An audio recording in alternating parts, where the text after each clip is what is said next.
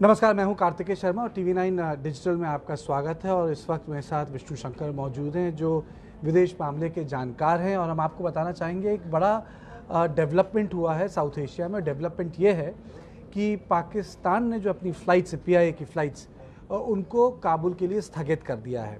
और ये माना जाता है कि ये एक तरीके से तालिबान के लिए बड़ा झटका है। पहले तो पाकिस्तान खुद मान्यता नहीं दे रहा, जबकि दुनिया भर में गुहार खुद लगा रहा है। और दूसरा, फ़्लाइट्स बंद कर दी गई हैं। विष्णु, मुझे बताइए कि फ़्लाइट्स बंद करने का फ़ैसला लिया क्यों गया है और इसका अंतर्राष्ट्रीय मंच पर संकेत क्या होगा? कार्तिकेय, ये तालिबान के लिए वाकई एक बड़ा झटका है, क्योंकि तालिबान और पाकिस्तान दोनों ये कहते रहे हैं कि अफ़गानिस्तान में तालिबान के सत्ता संभालने के बाद स्थितियां बेहतर हो रही हैं, सामान्य हो रही हैं। लेकिन किस्सा ये है कि जब तक अशरफ गनी की सरकार थी अफ़गानिस्तान में, उस समय पाकिस्तान से पाकिस्तान की फ़्लाइट्स की कीमत लगभग 120 से 150 डॉलर हुआ करती थी। अभी उसका दाम $2500 से ज़्यादा हो गया है। जाहिर सी बात है, इसका मतलब ये हुआ कि ज़्यादातर अफ़गान नागरिक अफोर्ड नहीं कर सकते इतनी कीमत दे करके पाकिस्तान जाने की। इसलिए तालिबान, जो लोग बाकायदा तरीके से पासपोर्ट ऑफिस से मुहर लगवा करके पाकिस्तान जाना चाहते हैं अफ़गानिस्तान से, वो अब नहीं जा पाएंगे। और ये भी दिखाता है कि अफ़गानिस्तान में जो माली हालात हैं वो कितने ख़राब हो चुके हैं। दूसरी बात जो होने वाली है वो ये है कि इसके चलते प्रेशर जो है पाकिस्तान के और अफ़गानिस्तान के लैंड बॉर्डर्स पे बढ़ जाएगा, क्योंकि जो जाना चाहते हैं अफ़गानिस्तान छोड़ के, उसके कई वजह हैं।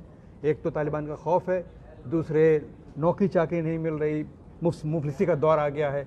तो लैंड बॉर्डर से बहुत ज़्यादा प्रेशर बढ़ेगा। उसके चलते हालात जो हैं बॉर्डर्स और पाकिस्तान और अफ़गानिस्तान के बीच में, तालिबान के बीच में और ख़राब हो सकते हैं। यानी आप ये कह रहे हैं कि विष्णु एक तरीके का रिफ्यूजी क्राइसिस होगा, क्योंकि एक बलूचिस्तान से, सदर्न ईरान से, सदर्न अफ़गानिस्तान से तस्वीरें आई थी जहां मीलों मीलों लंबी गाड़ियों की कतार है।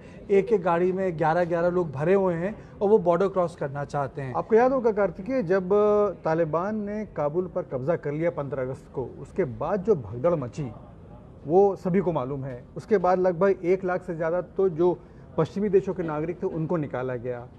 जो अफ़गान नागरिक बेसब्र थे, भागना चाहते थे, वो जहाज़ों के पहियों पर लटक के भागने की कोशिश कर रहे थे और गिर के मर गए। और वो जो खौफ था, वो जो माहौल था, वो भले ही तालिबान और पाकिस्तान कुछ भी कहें, अभी तक बदला नहीं है।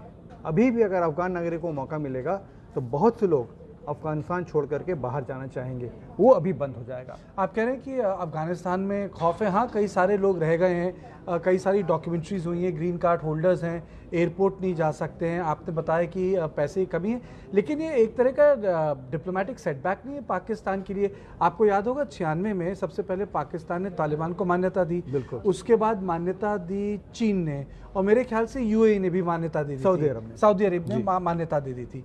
तो ये देश अब मान्यता क्यों नहीं दे रहे हैं, जो बढ़ चढ़ के? जैसे कतर खुद क्यों नहीं मान्यता दे रहा? दोहा टॉक्स तो उन्होंने कराई। जी बिल्कुल। चीन, रूस, पाकिस्तान ये मान्यता क्यों नहीं दे रहे हैं? क्योंकि मान्यता दें तो कम से कम इस तरह की समस्याएं नहीं होंगी। नहीं, मेरे ख्याल से ये समस्या इसलिए है कि कोई भी देश अभी अफ़गानिस्तान में इन्वॉल्व होने को, हाथ डालने के लिए तैयार नहीं है, क्योंकि स्थिति अभी वहाँ पे बहुत ज़्यादा अनस्टेबल है। और जब तक वो हालात नहीं सुधरेंगे कुछ नहीं होगा। जिस तरह की सरकार बनी है, जिस तरह से चीन ने और पाकिस्तान ने तालिबान की वकालत की है, वो भले ही अंतर्राष्ट्रीय समाज में, अंतर्राष्ट्रीय मंचों पर अच्छी लगती हो, लेकिन जो खबरें निकल के आ रही हैं उनसे कोई भी देश इस बात को लेकर आश्वस्त नहीं है कि अफ़गानिस्तान से अभी अपना संबंध बढ़ाने में कोई फ़ायदा है। इसलिए अभी वहाँ हालात ख़राब हैं और जिस तरह से चल रहा है उसके चलते हालात और ख़राब रहेंगे। दूसरी बात यह है कि तालिबान का अपना तरीका है अपना राज चलाने का। शिकायत आई थी पाकिस्तान इंटरनेशनल एयरलाइंस का जो नुमाइंदा है अफ़गानिस्तान काबुल में, उससे कुछ कहा गया, उसने किया नहीं, उसके कनपट्टी पे बंदूक रख दी गई और उसकी जान बचाने के लिए पाकिस्तान की एम्बेसी को इन्वॉल्व होना पड़ा। तो अगर इस तरह का व्यवहार है और ये सबको पता लग रहा है, तो जाहिर सी बात है जो मैसेज जा रहा है अफ़गानिस्तान काबुल से बाहर, वो ये है कि तालिबान भरोसे के लायक नहीं है, उनको राज चलाना आता नहीं है, तो वहाँ हाथ डालने में नुकसान ही नुकसान है, फ़ायदा नहीं है। यानी एक तालिबान की इमेज बनाई थी पाकिस्तान ने कि तालिबान 2.0 वर्जन है, और एक तालिबान के साथ एक इक्विटी अटैच करके बताया जाता था कि कुछ भी कहिए ये स्टेबिलिटी देंगे अफगानिस्तान को जी। और ये स्टेबिलिटी रूरल एरियाज़ में भी पर्कुलेट करेगी। लेकिन अगर अभी देखा जाए ना वो स्टेबिलिटी रूरल एरियाज़ में पर्कुलेट की है, ना वो स्टेबिलिटी अर्बन एरियाज़ में है, और वो जो पूरा इंफ्रास्ट्रक्चर 20 साल में बना था, जिसे हम कहते हैं कि एक शहर का अमली जामा, एक जिसे स्टेट का क्रिएशन जिसे कह रहे हैं कि नेशन तो पुराना है, स्टेट नया है, एक राज्य की व्यवस्था पैदा करना, वो तो सब चरमरा के टूट रही है। फिर तालिबान किस बात का? सिर्फ पुलिस या तालिबान? तो पुलिस से ज़्यादा है। तालिबान अभी अफगानिस्तान में खौफ का शासन कर रहे हैं। जो आपने गाँवों की बात की, वहाँ पर भी बंदूक का डर है, इससे लोग चुप बैठे हैं, क्योंकि मुफलिसी सब तरफ दिखाई दे रही है, गरीबी फैली हुई है, पैसा आ नहीं रहा है। जो इमदाद आती थी अंतर्राष्ट्रीय एजेंसी से, वो बंद हो चुकी है। जो उनका पैसा अंतर्राष्ट्रीय बैंकों में था, उस पर अमेरिका ने और यूरोपीय देशों ने अभी बंदिश लगा रखी है। अफगानिस्तान की सरकार उसको निकाल नहीं सकती। तो इस समय जो वित्तीय संकट है और जो ऑप्टिक्स का संकट है अफगानिस्तान में, वो बड़ा गंभीर है और लगातार गंभीर होता जा रहा है। संयुक्त राष्ट्र ने अपील भी की कि जिस तरीके से रिफ्यूजीज़ की परेशानियां बढ़ रही हैं पाकिस्तान अफगानिस्तान बॉर्डर पर, और जो मुफलिसी गरीबी फैल रही है अफगानिस्तान के भीतर, अगर अंतर्राष्ट्रीय समाज जल्दी ही मदद नहीं करेगा तो ये वहाँ हालात बहुत ख़राब हो जाएंगे। ये बात सच है। लेकिन अभी G20 की जो मीटिंग हुई थी अफगानिस्तान पे, उस पर प्रधानमंत्री मोदी ने भी इस बात पर ध्यान दिलाया कि वहाँ पर अभी जो सरकार है वो सभी लोगों के मन से बनाई गई सरकार नहीं है। तो जब तक वैसा नहीं होता है तब तक बाकी देश अफगानिस्तान के साथ इन्वॉल्व होना नहीं चाहते।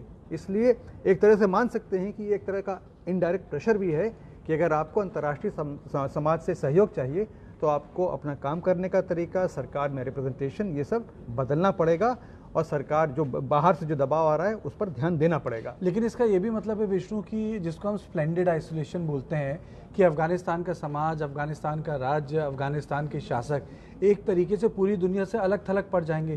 जैसे जब पाकिस्तान, चाहे वो पैसा हो कुछ भी हो, एक जहाज़ चलाने को तैयार नहीं, दिखाने के लिए छोटा जहाज़ भी भेज सकता था। ज़रूरी नहीं है कि ड्रीम लाइनर ही वहाँ लैंड करे, ज़रूरी नहीं है बोइंग ही लैंड करे, 20 सीटें लैंड कर सकता था हफ्ते में 2 बार। यानी इतना भी कमिटमेंट नहीं है। कहने का मतलब एक कमिटमेंट की बात है। ये कई सरकारें करती हैं, खाली प्लेन लैंड करता है, वापस चला जाता है, एक बड़ा देश है। तो मतलब इतना कमिटमेंट नहीं है उसके लिए। तो आपको क्या लगता है कि अफगानिस्तान का तालिबान के साथ भविष्य क्या है? क्या मतलब आपको लगता है वहाँ भूख की महामारी फैलने वाली है? क्योंकि आपको देश चलाने के लिए पैसा तो चाहिए, बंदूक की नोक पे उगाही तो की जा सकती है, लेकिन खेत में सब्जी होगी, अगर गेहूं होगा तो पेट भरेगा लोगों का।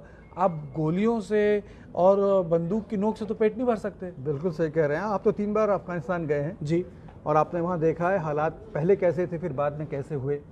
तो बेसिकली जो हालात 1996 से 2001 के बीच में थे, उससे बहुत ज़्यादा फ़र्क नहीं है अभी भी हालात में, और ये हालात और ख़राब होंगे अभी अगर तालिबान चेतते नहीं हैं। आज आमिर खान मुत्ताकी जो अफ़गानिस्तान में तालिबान की सरकार के विदेश मंत्री हैं, उन्होंने धमकी भरे स्वर में कहा है कि अगर तालिबान को आप लोग आइसोलेट करने की कोशिश करेंगे तो ये दुनिया के लिए अच्छा नहीं होगा।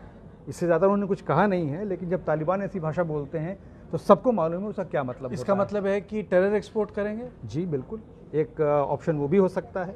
और इसमें सबसे पहले जो परेशानी होगी वो अफ़गानिस्तान से पाकिस्तान को होगी, और जो उनके जिनसे सीमाएं लगती हैं उस देश की, जो मध्य एशियाई गणराज्य हैं, तजिकिस्तान, उज्बेकिस्तान, तुर्कमेनिस्तान, इनको होगी, ईरान को होगी।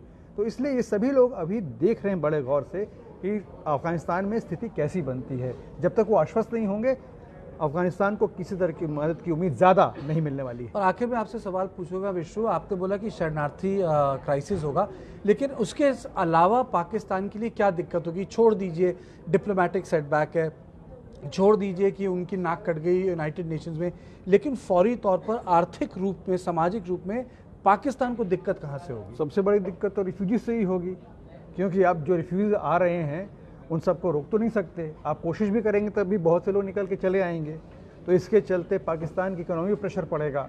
उसके बाद जो तालिबान से दुनिया को डर है आतंकवाद के एक्सपोर्ट का, उसका सबसे पहला निशाना तो पाकिस्तान में नज़र आएगा, क्योंकि वहाँ पे तहरीक तालिबान पाकिस्तान है। उन्होंने ऑलरेडी जो है सीमावर्ती इलाकों में धमाके किए हैं।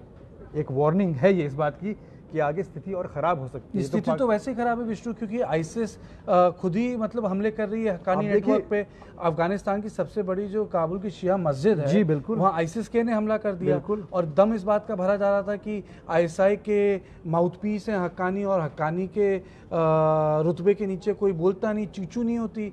यहाँ चीचू की जगह पूरा धमाका हो गया। बिल्कुल। अब ये देखिए ना कि तालिबान ये नहीं चाहता कि अमेरिका आईसिस को काबू करने में उनकी मदद करे। उन्होंने लगातार बोल दिया है कि हमको अमेरिका की मदद नहीं चाहिए। अमेरिका को उन्होंने कहा कि अमेरिका को इस मामले में इंटरफेयर नहीं करना चाहिए। तो अब तालिबान को स्पष्ट करने की ज़रूरत है कि वो आईसिस के ख़िलाफ़ हैं या उनके साथ हैं।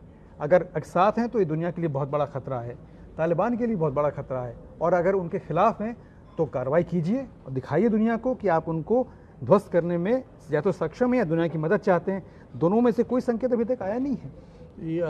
इस पर्सपेक्टिव के लिए बहुत बहुत शुक्रिया। अमेरिका ने तो हड़बड़ी में अपना युद्ध ख़त्म कर दिया। उसको इस बात का भी मलाल नहीं कि 20 साल में कितने बिलियंस ऑफ डॉलर्स वहाँ खर्च हुए, कितने हज़ारों अफगान नागरिक मारे गए, क्योंकि अमेरिका ने तो अपने $3 खरब खर्च हुए अमेरिका के। उन्होंने तो अपने सैनिक गिन दिए कि इतने हज़ार मारे गए, लेकिन कितने कई हज़ार अफगान नागरिक मारे गए वो अनगिनत गिनती है।